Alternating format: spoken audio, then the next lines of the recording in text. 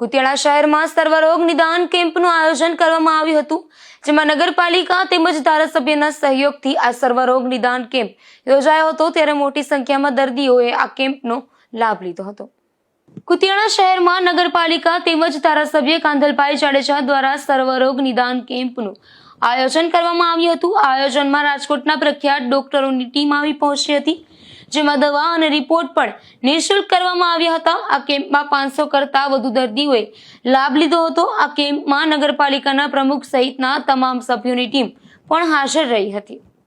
માલદેવભાઈ ગીગાભાઈ વડોદરા, હું Kutiyana sanitary chairman છું કુતિયાણા નગરપાલિકાનો, અને આજે નિઃશુલ્ક કેમ્પ યોજ્યો છે। સ્ટર્લિંગના બધા ક્વોલિફાઈડ ડૉક્ટરો બધા આવ્યા છે, એટલે એનો કુતિયાણા તાલુકા શહેરની અંદર વધારેમાં વધારે બોડી સંખ્યા એનો લાભ લે એ માટે થઈને નગરપાલિકા અને કુતિયાણાના માનનીય ધારાસભ્યના માર્ગદર્શન નીચે અને આજે કુતિયાણા જે ધારાસભ્ય માનનીય છે આપણા કાંધલભાઈ જાડેજા, એની આજે ઓપનિંગ કરી અને નિદાન કેમ્પ ખુલ્લો મૂક્યો છે, જેથી કરીને આ વિસ્તારની અંદર રાજકોટ લાંબુ ન થવું પડે અને આઈને અહીં બધા રિપોર્ટો કરી અને આઈને નિઃશુલ્ક દવા પણ આપે છે, જેથી કરીને વધારેમાં વધારે માણસોએ લાભ લીધો।